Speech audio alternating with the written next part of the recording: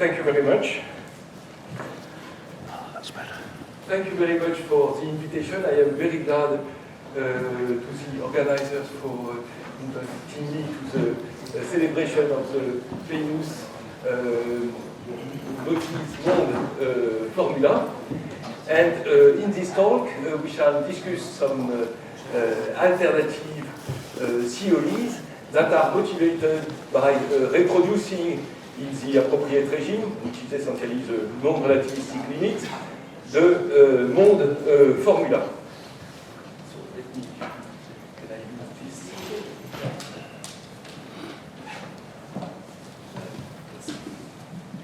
Essentially, we shall have several models, but maybe we shall emphasize more this particular model of dipolar dark matter, but we shall also discuss another type of model, which is rather a modified gravity theory. So after some very quick recalls on the Monde empirical formula, we shall describe a particular approach to modified gravity, which is based on just a simple scalar field called the chronon. And then we shall move to the dipolar dark matter model, which is based on a striking analogy, I would say, of Monde with the standard equation of fields, electric fields in standard electrostatics inside the electric media.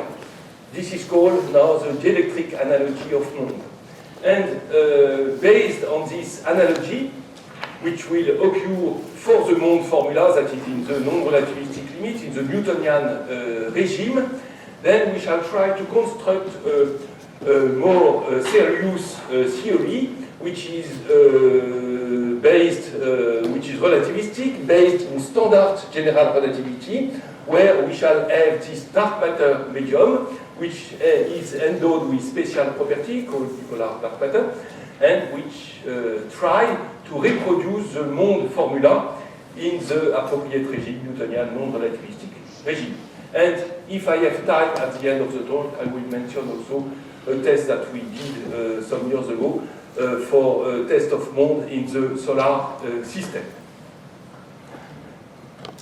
So for this audience, I don't need to remind what are the motivations for looking at alternative theories motivated by the Monde formula. And here I have just taken from the beautiful review by Benoît Famaé and Stacey McGough in the Living Review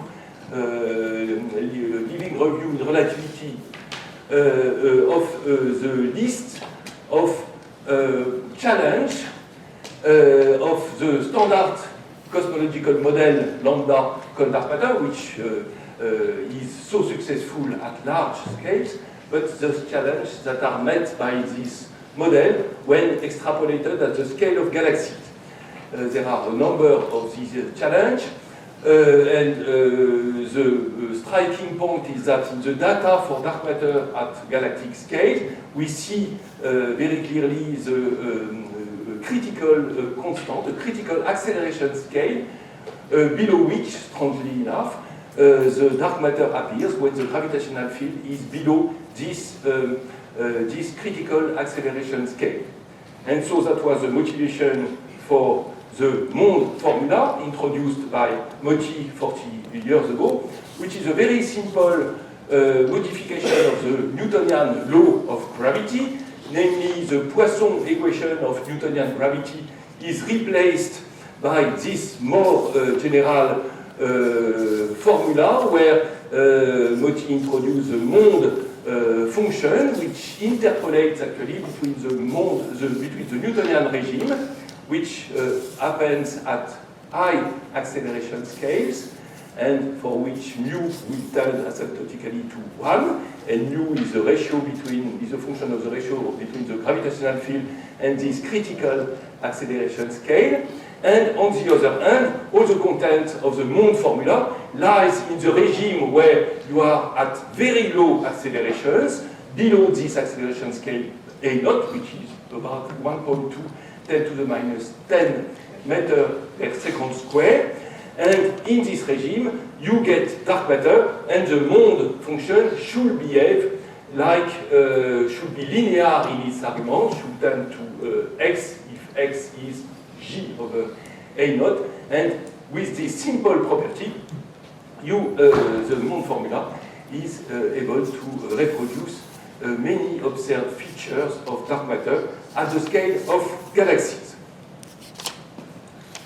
Okay, so faced with this effectiveness of the monde empirical formula, there are several solutions that are possible. The first solution is the standard one, I would say. This is the solution which is advocated by a large part of the cosmology, especially the cosmologist, which argues that the monde formula actually could be explained within the standard lambda cold dark matter scenario by invoking the dynamics of the baryons. Many of the simulations are done only with dark matter, which is supposed to be dominant over the baryonic matter. But if you include the properties of the baryon, then you may explain the features of the monde formula and then explain the dark matter in galaxies. The second option is the one which was advocated by Moti since 40 years, is that there should be a modification of the law of gravity in the regime of weak gravity, and there has been many alternative gravity theories, relativistic alternative gravity theories, that have been built with this idea in mind, and the very important, starting with the very important Teves theory of Bekenstein and Sanders, which invokes the presence beside the tensor field of general relativity on some vector field and scalar field. These are just examples. I will discuss the example based on the chrono scalar field. And you have heard in 2 days ago the talk by Konstantinos Kordis. This is a new ether scalar tensor theory. So again, this is a tensor vector scalar field. But this theory has been shown to be also consistent with the dark matter that we see in cosmology, which is a very important point for all these theories. And the third approach that will be covered by this dipolar dark matter is that maybe the law of gravity is not modified, and so you have your standard general relativity theory that we like so much. And on the other hand, the dark matter is modified, that is, it is actually not done by only just particles like cold dark matter, but dark matter is endowed with special properties which enable it to explain naturally the phenomenology of monde. So let me just emphasize that in all these alternative theories of gravity, and actually all these alternatives to lambda cold dark matter, it is obviously extremely important to match the standard cosmology. For instance, here is the example of Teves, which, as shown in this paper, had a lot of problems in fitting the anisotropies of the fluctuation of the cosmic microwave background, and the data are given by the lambda cold dark matter fit, essentially, which fits very well the data, and this was a figure from pre-Planck, but this is even worse with Planck, the newest Planck data, and that you see that actually the Teves prediction does not fit the CMB anisotropy. So this will be very important to check that your modified gravity theory or modified dark matter theory fits correctly the lambda cold dark matter model, and especially the dark matter that we see in first order perturbation, cosmological perturbations over Friedmann, Lemaitre, Robertson, Walker metric, so that you are in agreement with what we know in cosmology for concerning dark matter. So let me first give the example of this modified gravity theory. This one in particular came from the so-called non-canonical Einstein-Ether theories that were introduced some years ago as a phenomenological model to model actually the phenomenology of Lorentz invariant. So if you have a scalar field, if you have a vector field that is that you add to your Einstein-Hilbert action of general relativity, then this vector field will mimic a Lorentz invariant that is, and therefore a violation of the equivalence principle of general relativity. In the free fall of objects, in the frame of the freely falling frame of objects, because of the presence of the vector field in the action, V, called V here, then the bodies will not exactly be in free fall, and then there will be an apparent violation of the equivalence principle and the Lorentz violation in the freely falling frame of all these objects. So here, as was proposed, the modification is a function of the metric and the vector field, and in this model, the most general modification, which is quadratic in derivative of the vector field, is chosen. So there are several terms parameterized by some constants in the action. And it was later proposed that by generalizing this model to include an arbitrary function of this quantity k, one can have a Mond theory. And the function which is introduced in the action is related, in fine, to the Mond function. So this is a very complicated model, but let us now argue that you can have a much simpler theory by going to the from the ether to the chronon. That is, by assuming that the vector field that you introduce is actually hypersurface orthogonal. That is, you introduce space-time foliation by space-like hypersurfaces in your space-time, and therefore there will be a vector. The vector field will be the one orthogonal to this family of space-like hypersurfaces, and then you will have a scalar field which just labels all of these space-like hypersurfaces, and naturally you introduce a function, a scalar function n, which is related to the chronon field in that way.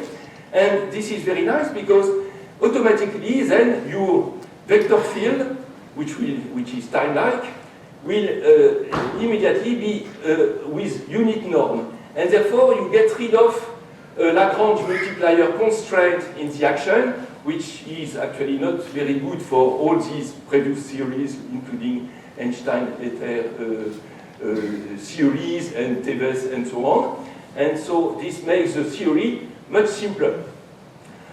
In addition, you have, when you have this family of vectors, the congruence of word lines with parameterized by this vector and nu, then you can define the acceleration of the foliation of this family of vectors, and the acceleration is a quantity that is very interesting to use to construct a Mond theory. Indeed, a Mond is a modification of gravity, and therefore the idea is to use this acceleration to produce a theory which will modify GR in the regime of low accelerations. So that was the idea that we had, I think, independently and at about the same time with Bob Sanders, and where the action of GR is modified in a very simple way. Since we want to have a theory which modifies at low acceleration, we just include into the action, besides the standard GR, a function of the acceleration. And the acceleration is given by the norm of this vector field, which is defined from your foliation of your spacetime, your original spacetime. And therefore, with this theory, you have only 2 degrees of freedom. You have the metric, and then you have the Cronon field, which parameterizes this extra term, and plus, of course, the matter fields that are essentially, for our purpose, the baryons matter fields, the baryons. So with this theory in hand, you have 2 equations of field corresponding to the metric and the Cronon. You will have a modified Einstein field equation, and I introduce this function key, which is related to the function in the action here. And by varying the action with respect to the scalar field, the Cronon, you get another equation which is like that. Now, when you have a Cronon theory, it is very nice to use a particular system of coordinates called adapted coordinates. This is sometimes called also the unitary gauge, in which you define your time coordinate t to be actually the Cronon field. And therefore, in this coordinate system, you simplify very much the theory. The Cronon will disappear from the action, and you will recover the standard form 3+1 form, or ADM form for the metric, parameterized by the lapse, the shift, and the spatial metric. And the lapse, actually, you already add it here in your covariant formulation by the coefficient in front of the gradient of the scalar field, which define the family of vector fields n mu. And so you have in this formulation, you have only the metric, which is the gravitational field, no other alternative fields, and the metric is described by just in 3+1 formalism by the lapse, the shift, and the spatial metric. And that's all. In addition, you will have also your matter fields that are supposed in this theory to be coupled in the usual way to the metric. And so you recover the ADM, the 3+1 formulation of general relativity, where you will have the 3-dimensional curvature of space-time on this family of space-like hypersurfaces, and then you will have the extrinsic curvature of this family of surfaces, and that's all. And the only modification, again, it lies in this function of A, and now A in this 3+1 formulation is just the gradient of the lapse. And actually, I should say di of log n, and gi will be the covariant derivative associated with the spatial metric gamma ij. So it's a very nice formalism, and you can again vary your equations with respect to the spatial metric, the shift, and the lapse. And in particular, you will get, among these equations, a modification of the Poisson equation, which is of this form. And in this coordinate system, you no longer find the general covariance, and the theory will exhibit apparent violations of the Lorentz invariance. And you can recover you can covariantalize your theory by introducing again the Cronon field, and then you will have the usual covariant formulation of your theory. I hope this is not mine. Yes. No, this is not mine. It's a Cronon, yes. Now, let us, so we have the theory. There are 2 equivalent formulations. One is the covariant formulation, and then you have the 3+1 formulation. And you can study now the non-relativistic limit of this theory in either formulation, and the 2 formulations will give you the same non-relativistic limit if you are correct. So let me take the 3+1 formulation in which the Cronon has disappeared, and let me have assume the standard post-Newtonian ansatz for the metric in the Newtonian non-relativistic regime, where you will have 2 Poisson-like potential phi and psi in the labs and the spatial metric, and then you plug these on that into the field equations, and you can check that all these ansatz are consistent in the post-Newtonian approximation, and you will discover that among your modified Einstein field equation, the Ig components of the field equation at the Newtonian order implies that actually the two potentials that are here are equal, which is a very good point for the theory, because it tells you that then the gravitational lensing and the light deflection will be given by the same formula as in GR, but with a Poisson potential, which will be modified by the modification of the Poisson equation that you will have in your theory. So this is very good, and the theory will be viable as an alternative theory for dark matter, even for the light deflection and gravitational lensing by large-scale structure, for instance. And in this regime, the acceleration that was introduced before reduces just to the gradient of the potential. It's just the Newtonian acceleration. And then using that, and the Einstein field equation, you will find that the equation that I had before reduces quite naturally to a Mond formula, to a Mond-like equation, where the Mond function is given by this coefficient 1 plus key, and I remind that the key function is related to the function appearing in the action in that way.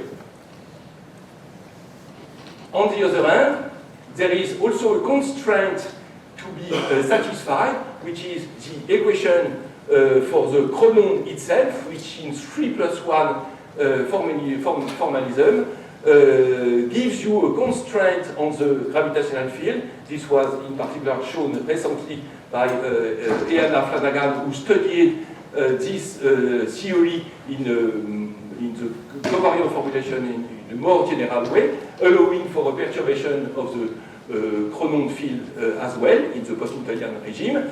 And this perturbation tells you that your phi should be stationary. Phi dot is equal to 0.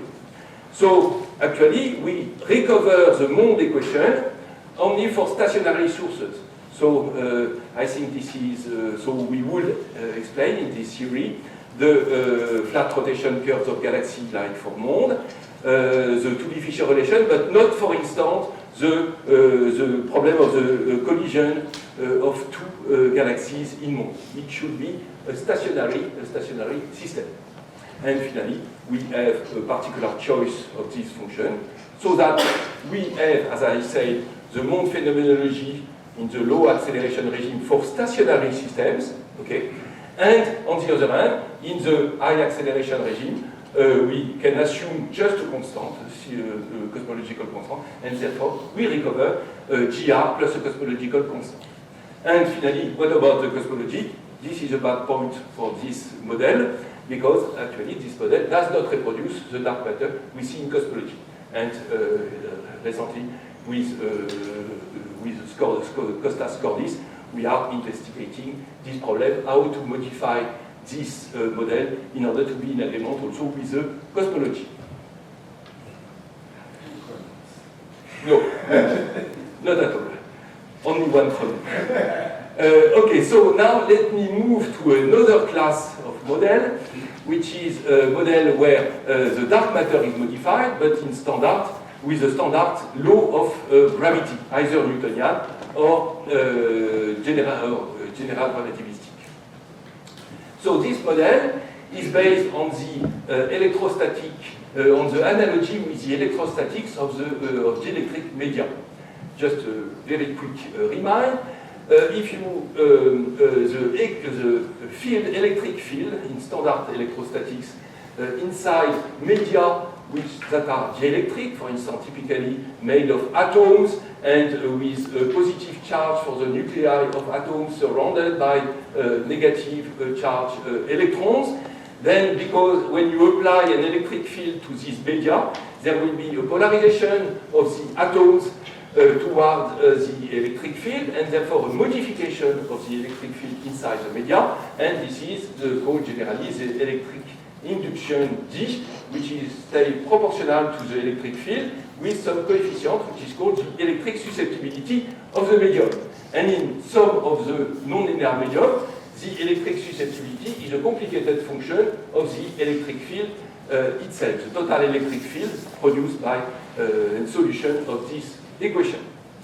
And so appears is the density of polarization charge, which is just given by the divergence of a polarization vector, and the polarization vector is aligned with the external electric field E, and you recover the electric susceptibility as a coefficient between the polarization and the electric field. Now, this is striking. I would say that the Mond equation is completely analogous to this, and it seems to be that this is the gravitational analog of this effect, where the Mond function will be related to some gravitational susceptibility coefficient, and the gravitational polarization will be proportional to the gravitational field with this coefficient in front. And generally, like in nonlinear dielectrics, the coefficient here will be a function of the gravitational field in analogy with the Mond function. So you can rewrite then the Mond equation in terms as just a Poisson equation for the gravitational field U, and the source of the gravitational field will be the baryons plus these density of polarization masses that you will call dark matter. And the density of polarization mass will be, like in electrostatics, minus the divergence of the polarization of your gravitational field. So this is just an analogy. But let us go a little bit deeper to see that this analogy actually works pretty well at the Newtonian level. So you will try to say, okay, I have some medium for dark matter made of these polarization masses. So let us introduce a dipole moment, which will be the distance between some particles forming a doublet of particles interpreted as a gravitational dipole, and the gravitational dipole will be the mass of times the separation between these particles, and each of the dipoles will be interpreted as the association between an ordinary particle and an exotic particle which has a negative gravitational mass. I insist that here the inertial mass is always positive, but gravitational masses is plus or minus some mass m. And then we can define the polarization associated with this ensemble of dipole moments, which would be just the number density of these dipole moments multiplied by the gravitational dipole vector. Therefore, the model involves, a priori, negative masses. So if you have an ordinary mass and you have this medium of dark matter, you will have plus m mass and minus m mass linked by a dipole moment. The plus m mass will be attracted by the ordinary mass, which has a positive mass, and the minus m mass will be repelled, and therefore there will be a torque acting on the dipole moment, and the dipole moment will align with the gravitational field in the same direction as the gravitational field, and therefore you see that the polarization should be aligned exactly with the gravitational field, and this implies that the coefficient, the susceptibility coefficient in the gravitational case should be negative. Phi should be in the same direction as G, and therefore chi is negative. In addition, very important, and this is contrary to electromagnetism, the two components of the dipole moment will repel each other. Alike masses repel each other in the gravitational case, and therefore you need to invoke a fifth force, non-gravitational force, in order to stabilize your dipolar medium. So the fact that key is negative in the gravitational field is very simple to understand. If you have an ordinary mass, then it will attract positive masses, and therefore there will be more positive masses near the ordinary mass, and the gravitational field will be enhanced, and we shall see the presence of dark matter in that way. And this is, of course, consistent with the Mond prediction, for which T is always negative. And this is the reverse in the electric case, where you have screening and announcement, reduction of the electric field, reduction of the mass of the charge of some given charge, and this translates into the fact that the susceptibility coefficient is positive. So let us go a little bit further. We shall have this medium of particles. We can write the Newtonian-like equations of motion for these particles. Since we have a negative mass here, negative gravitational type mass here, you should have a minus sign here. And then we have to invoke a fifth force. And let us assume for simplicity that this fifth force is proportional to the distance between the two particles, like that. And then you can write the equations of motion for the plus and minus particles, equivalently by introducing the distance between the particles and the center of mass, the center of inertial masses of these particles. And you see that there is a first equation which tells you that the center of mass of the dipole moment is actually accelerated only by the, not by g, but by the gradient of g. That is the tidal field. And therefore, you see that immediately that essentially the dipoles stay at rest. They don't feel the field of the mass. They just feel the tidal field. So essentially, they are at rest. On the other hand, the dipole moment obeys an equation which is like that, which, very importantly, will admit an equilibrium solution when the internal force compensates for the gravitational field. Yes, okay. Then there is an equilibrium where the internal force is equal to G, and at equilibrium you recover the equation that was postulated at the beginning, and so this justifies it. All the dipole moments are aligned with the gravitational field, and you will recover the polarization. And you can study the perturbation around this equilibrium, and you find that the dipole moment obeys an equation which is exactly the same as the standard plasma equation oscillations of dipole moments in electromagnetic E plus minus, for instance, plasma in electromagnetism. And so you have this description in terms of some medium which oscillates. There are stable oscillations with this frequency, plasma frequency, and then when you have an ordinary mass, then this medium gets polarized and you get the Mond effect. Okay, so now this is just Newtonian model, and let us describe a model that we have proposed some years ago with Alexandre Leciek to describe a medium like that, a bit like that, but in standard general relativity. So in standard GR, we shall have standard GR for the gravitational field and for the baryons, but we add an action for the dark matter, which will be modified with respect to cold dark matter action. Namely, we assume that the action is a function of a current, G mu, exactly like for lambda cold dark matter. Okay. And then you add in the action for the dark matter a vector field, psi mu, and also the covariant time derivative of psi mu, which is defined in the covariant way. And then the presence of this dipole vector, which belongs to the particles, this is a little bit like the spin of particles, okay, will give you the Mond effect.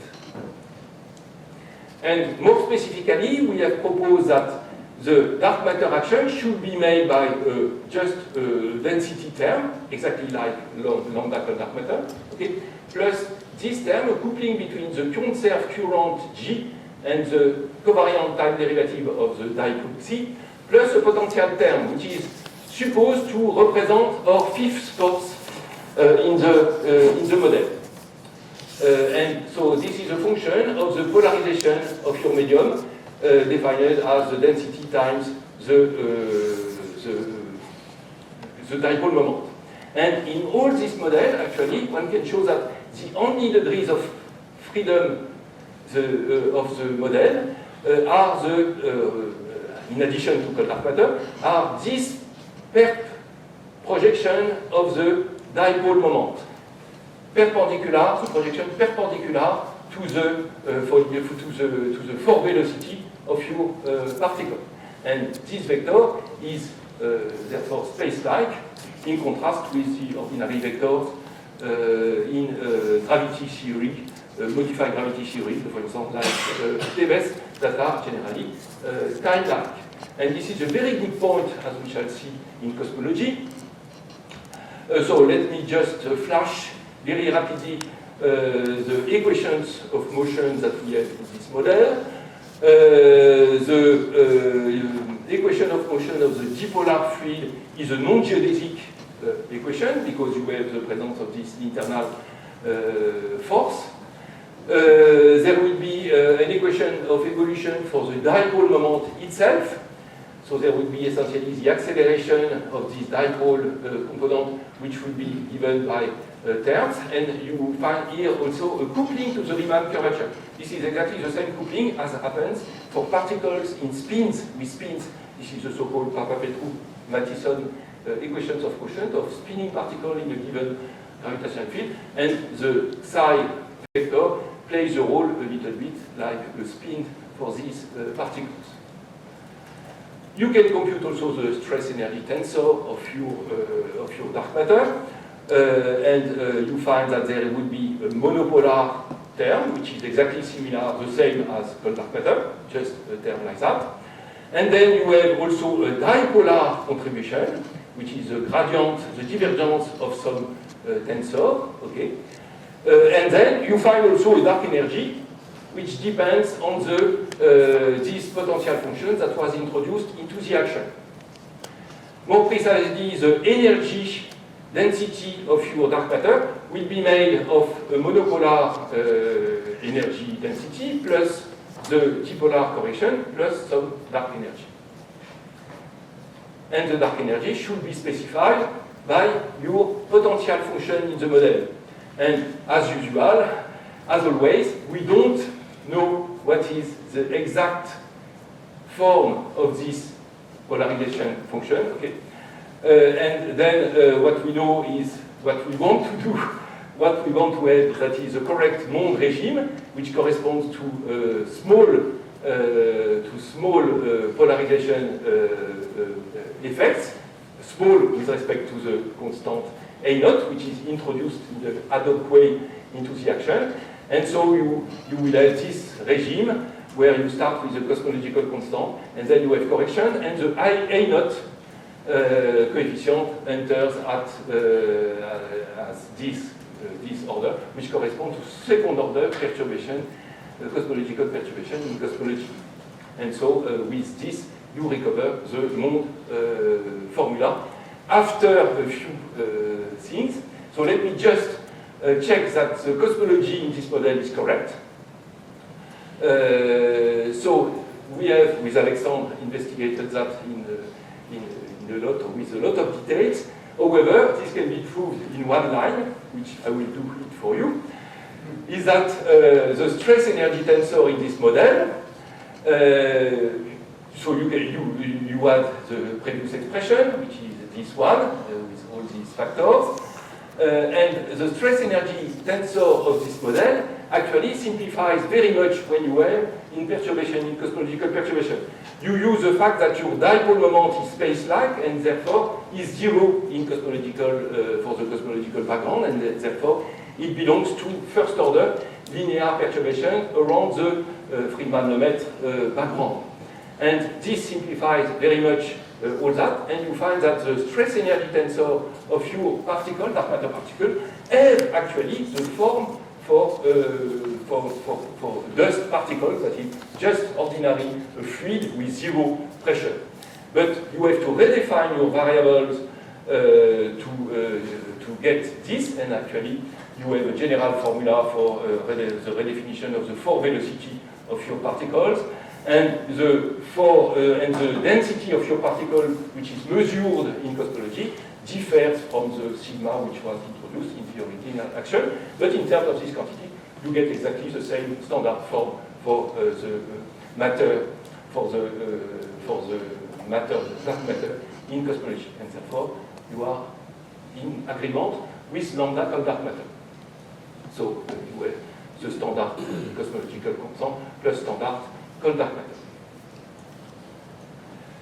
And finally, I will stop with an important feature of this model, which is called the weak clustering of dipolar dark matter. As we have seen, the motion of these particles that are endowed with the dipole moment is a non-geodesic motion, unlike for ordinary cold dark matter particles, and it obeys an equation, where non-geodesic equation, where you have an internal force F, which is in addition and due to the internal structure of your medium. And we have seen that actually this force makes the particles to be essentially at rest, because the dipole moments are accelerated with essentially the tidal field of other external masses. And this yields the assumption, which has been actually verified in numerical calculation, and that are based also on an exact solution in spherical symmetry, so we are pretty confident about this assumption, is that all the dipole moments, the dark matter particles, are essentially at rest during the evolution, the cosmological evolution of your space-time, and the internal force F essentially balances the gravitational field that is created in cosmology. And with this assumption, this implies that the mass density of dipolar dark matter in a galaxy after the cosmological evolution will be actually very small with respect to the baryonic density of your matter in your galaxy after evolution, cosmological evolution, and it will be essentially at rest. We may even assume that actually the density of particles in this model will be close to the average mean cosmological value. In the non-relativistic limit of the model, you can write an action. You recover the standard coupling between the field and the dipole moment, which is the same as in electrostatics. The terms E dot D, the dipole moment in electrostatics, and the equations of motion read exactly like that. You have the force, which is in addition to the standard gravitational field, and there will be a gravitational equation which takes this form where there is the presence of the polarization vector, which is there. And now, using the weak clustering hypothesis of dipolar dark matter, you find that since the particles are essentially at rest, actually you are at equilibrium, the internal force compensates for the gravitational field, and the dipolar medium is polarized, because you have the polarization which is proportional to the gravitational field. And since the density of dipolar particles after cosmological evolution in a low redshift galaxy is very small with respect to the baryonic distribution, then you recover this equation together with that, which is exactly so the galaxy appears essentially baryonic, but the law of gravity is modified by the presence of this polarization vector, and you can recover now the Mond equation exactly with the correct Mond function in the low acceleration regime, provided that you have fine-tuned this potential function into the action. And finally, I will stop here by saying that the model has recently been implemented numerically with the Ramses code, and that's really foolish. Thank you very much.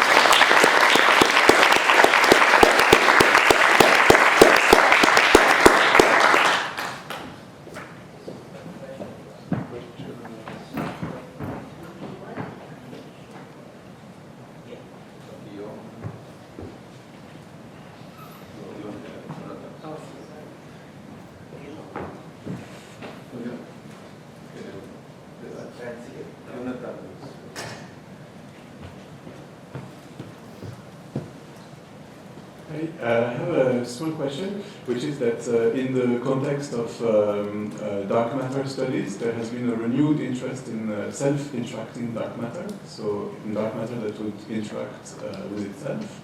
And so I was wondering, and which would have some cross-section of interaction. And so I was wondering if in this dipolar dark matter there was some behavior that could be described also in this. Some interaction between the dipoles. In this model, there is surely self-interaction between the particles. That's this comes from all the equations of the model, so there is certainly self-interaction. But I don't know if this would agree with the self-interaction which is proposed in other models. So I think in the simulations that have been carried out on self-interacting dark matter, there is no underlying model. We just assume that there is a cross-section of self-interaction of the dark matter. So this simulation would apply also to this model? That's exactly my question, if this could apply also to this kind of models. No way. No. No. Same thing, no. Okay. I mean, because self-interacting dark matter, as you're describing it, the idea in SIDM is that the particles have there's some new force in the dark sector that mediates an interaction between the dark matter particles themselves, and so they scatter with each other. And so rather than just being a purely cold, non-interacting dark matter particle as a standard CDM, the SIDM particles are scattering off of each other. Whereas this has an explicit dependence on the baryon density. That's not really there in SIDM. And in any case, where it helps you, where the interaction is supposed to help you, is inside galaxies. For example, to wash out gas or some, right? But in this particular case, the dark matter doesn't enter the galaxy. It's the right direction that does the control.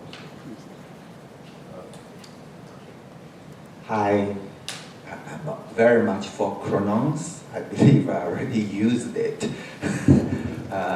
in this 2006. I call it the K terms and J term in this FG letter.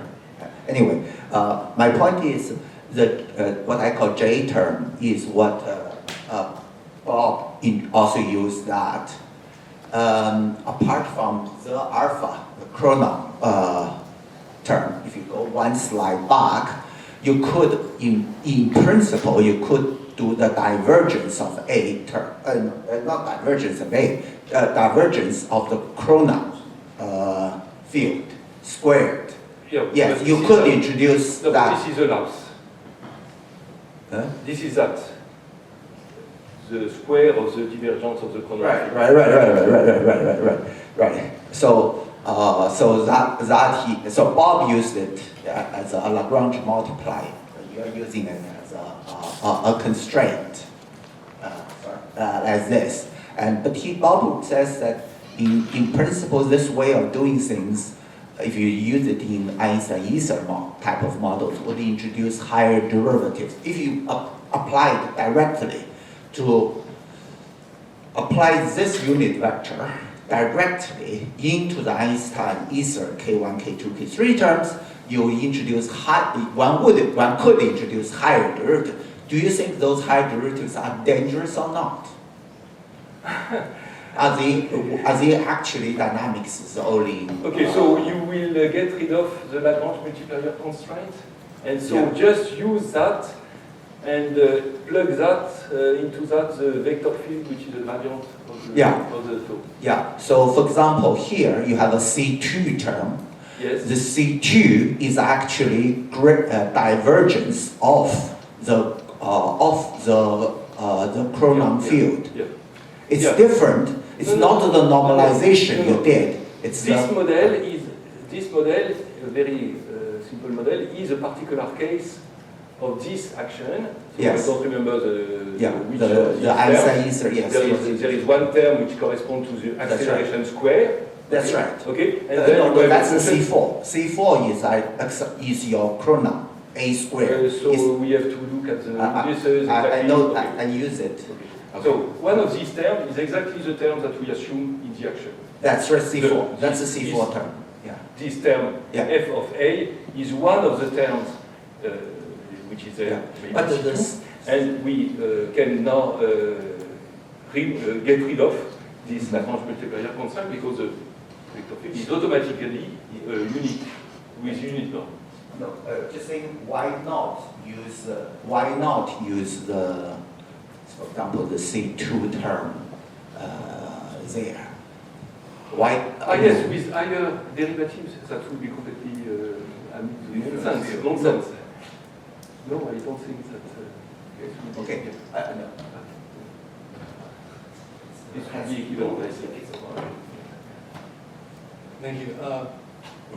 Yes, as you know, the original motivation for the Cronon field was to solve problems in quantum gravity, Yes, where absolutely. I forgot it to was say that. used to you break off time basically Yes. to solve this problem of divergent of stability. And we took it for a different purpose. We took a violation of Lorentz invariance at low accelerations rather than high energies. Bodhi and I had some discussions about this at the time. And I think it's an interesting, very interesting idea. For one thing, it's rather parameter-free. That is, it's free of pre-parameters. And there's one metric, the physical metric, the Einstein metric, are the same. The Einstein metric has a form for getting the right gravitational density. And there's no different propagation of scale of gravitational waves and light. So it has a lot of advantages, this idea. And one could look at it in a general philosophical sense as saying that cosmology in general is described by preferred frame theory, the Cronon theory, where time has a preferred direction. But local dynamics is described by general relativity. And there's a transition in between, and that transition occurs in galaxies, the outer parts of galaxies, and is apparent as non-phenomenology.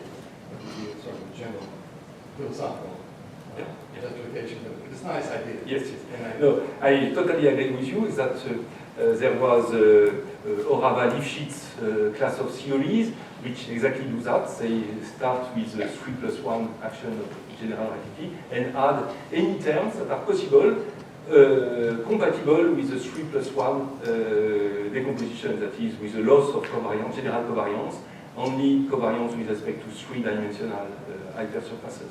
And then they argue that adding some terms in the action can solve the problem of the quantization of general relativity. But us, we do it exactly in the other direction, the very weak energy limit and in the infrared rather than in the UV.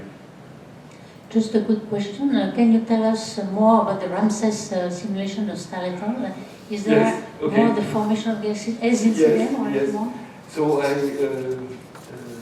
Benoit is not here to tell us, but essentially they have just started, yes, so this is in this collaboration very recently. So they have just checked the equations of the model for some just isolated matter system, so isolated mass and this fluid of dipole moments around it. And they have checked numerically that indeed the dipole particles are at rest, that there is polarization with respect to the gravitational field of the body, and so this is a preliminary calculation. They should extend it in cosmology, but an important point is that in their paper, and they totally agree with us, they have assumed that the function, potential function in the model is given by that, but for any value of the polarization. So while for large value of the polarization above the critical scale, this is a completely different regime. You recover Newtonian regime. And as a result, they show the behavior of some of this mass, which is supposed to be a galaxy, which at some point numerically gives a rather crazy behavior, and this is just because they have not completed this formula. This is very simple to do it by formula appropriate to the Newtonian regime. And there is another relativistic or non-relativistic? What they do is non-relativistic. Yes. Okay, thank you. Anyone? Yes? No? You pointed out that the Chronon theory reduced to non-relativistic mode only in the stationary case. Yes.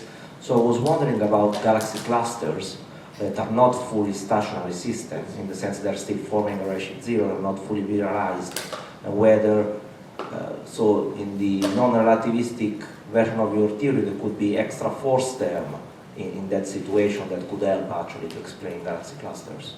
Yeah, I totally agree. So recovering mode is true for stationary galaxies with stars moving on, say, circular orbits. All that should be stationary. In particular, the V, the velocity of the matter, should obey V dot is equal to 0 in a Eulerian description.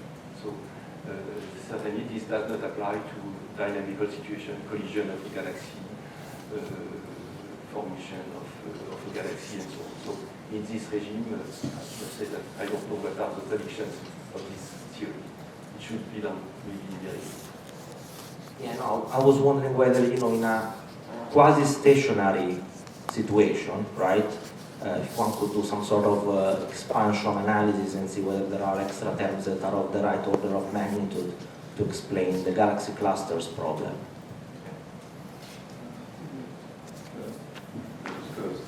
I think it was first before you. Thank you. Yes, I was very interested by these dipoles, but in particle physics, baryons are tripoles. Have we tried using tripoles? As in Nighthawk, for example, by extending... I think so. I mean, quadrupoles. You mean quarks, and there's the quarks. What happens? Well, maybe they're quadrupoles, but yes. Beyond the dipole, you have the quadrupole.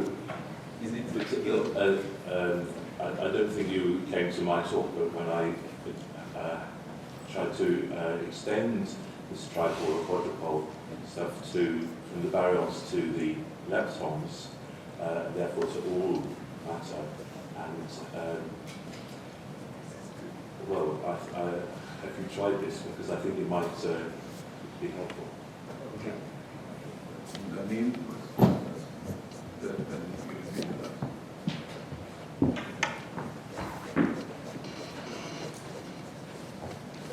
Can you go to slide 29? I think you had something about the cosmology there. slide number 29.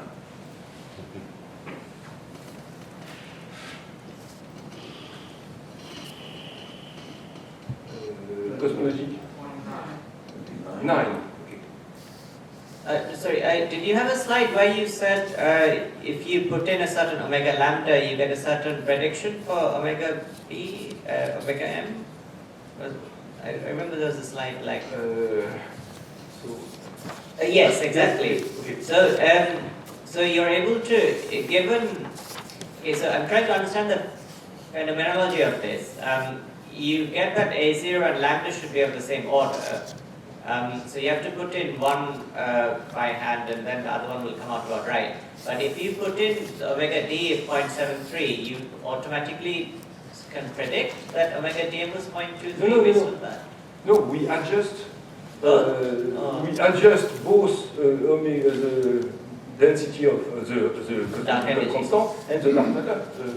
So both of these have. Like in lambda conductor model, you adjust your parameter of the lambda conductor model to the observation. No, okay, I wasn't asking, but that's fair enough. Okay, so then my other question was related to, so in galaxies, in general, I really like the idea that the dipoles are not, they're only affected by tidal fields, and therefore Yes. they wouldn't cluster strongly on Yes. galaxy scales, but they would still, the polarization will still allow you to recover the non-phenomenology. Yes. So that's a very elegant aspect of the model. I was wondering what how the model behaves on very small scales, like in the solar system ephemeride, and Okay, so if you assume that you are in this model at equilibrium, then you recover exactly the Mond formula in the Bekenstein-Milgrom formulation. But because this is a polarization density, it will be more like the Q mod, I guess. Yes, well, no, if you are strictly speaking in the equilibrium, you get this formula. If you are out of equilibrium, then this is more difficult than we don't know. I think it is aqua. Yes, The electric constant, essentially. Okay, so basically you get aqua-like behavior for the purpose of solar system ephemerides and white binaries. Yes. All right, thank you. The last question. I'd like to make just a short comment after that. Thank you. Just a couple of comments. First of all, you can get a dipole field from the divergence of a quadrupole field. So you can have quadrupole leading to a dipole field. Also, there are dipoles that do not violate general relativity and do not require a fifth force, where you have both the gravitational mass and inertial mass of the second one both be negative. They don't align in a classical sense, like an electric dipole. But there are dipoles that do not violate general relativity and do not require a fifth force. Oh yeah, just a comment about this model, because I forgot to say that the things are all not all satisfying in this model. So let me point out something which is not satisfying, is that in the Newtonian model, you have a nice medium with plasma oscillation and everything is stable and so on. But on the, so you have a positive omega square for the frequency which is there. However, in this model, in GR, since you have negative masses in the Newtonian model, you cannot have negative masses here because you couple to standard GR. What happens is that when you study the perturbation of the equilibrium in this model, what you get is that the omega square becomes negative. And so there is an instability in the model, which is, I would say, a bad feature of this particular model. And so we are trying to improve on this by further work. Chi is negative. Chi is negative, yes. No, but omega square, I mean, that's, in the other model there is a minus here, and so there is instability in the model. And actually, in the numerical simulation of Benoit and they show this instability, but this is not very serious, because as soon as you have this instability, so the polarization tends to grow. But as soon as it grows, you go to the Newtonian regime and the different regime. So this is not so serious, but I would say on the fundamental point of view, this is the problem. Okay, thank you very much.